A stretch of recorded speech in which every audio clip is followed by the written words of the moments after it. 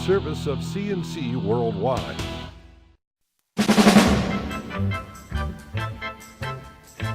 The Daily is a service of CNC News and Jib Jab Greetings. I'm Bud Lowell, your full AccuWeather forecast right across the top of this and all CNC local news pages. A video posted on YouTube has led to the arrest of a Greece teenager. Greece police have charged 18-year-old Nicholas Robert with second-degree aggravated harassment after this bullying video was posted on another teen's Facebook page. Hope you like your hoodie, you. The video includes racial slurs and threats. Robert and other teens burned a hoodie belonging to another teen while making a racial slur, as well as threats to harm the owner of the hoodie next time.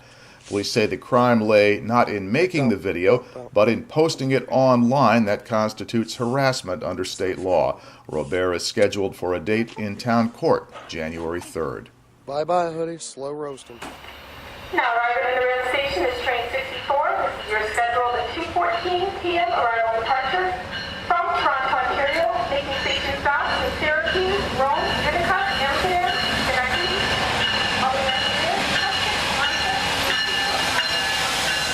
Final design and construction work on Rochester's new railroad station will move forward under an agreement by the New York State Department of Transportation and Amtrak.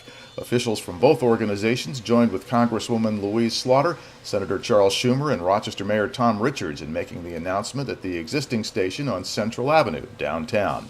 Amtrak has agreed to assume ownership as well as operation of the $23 million intermodal station, which will serve both Amtrak passenger trains and intercity buses.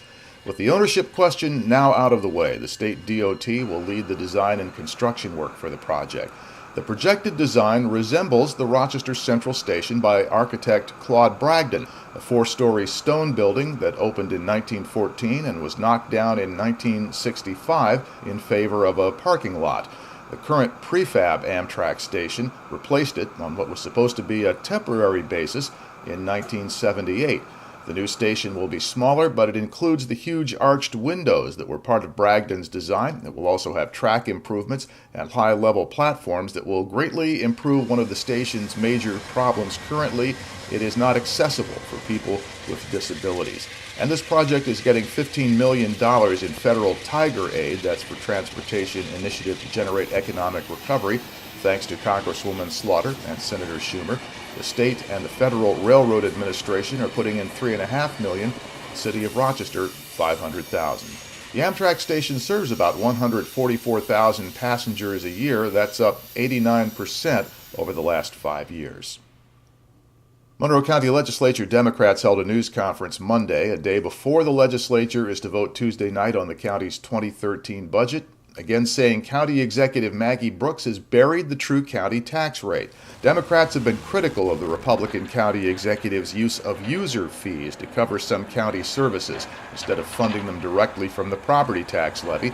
They have raised the most objections to what they call the snow tax, an additional snow and ice removal fee being charged to suburban property owners for street and sidewalk plowing. Democrats said that's one of a dozen so-called chargebacks they've identified in Brooks County budget plan.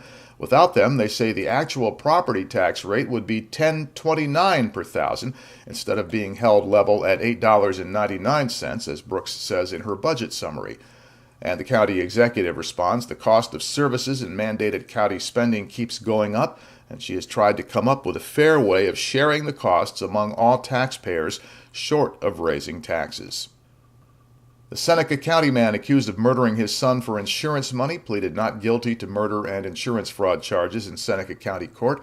Carl Carlson is being held in the Seneca County Jail without bail pending another court appearance next week.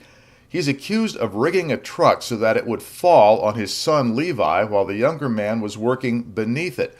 Levi Carlson was killed in 2008 in what was thought to be an accident until investigators began to develop evidence that it wasn't, and Carlson was arrested last week. Police in California have reopened an investigation into a fire that killed Carlson's wife before he moved to the Finger Lakes. As with his son's death, Carlson's wife died in a house fire just after he took out a large insurance policy on her life.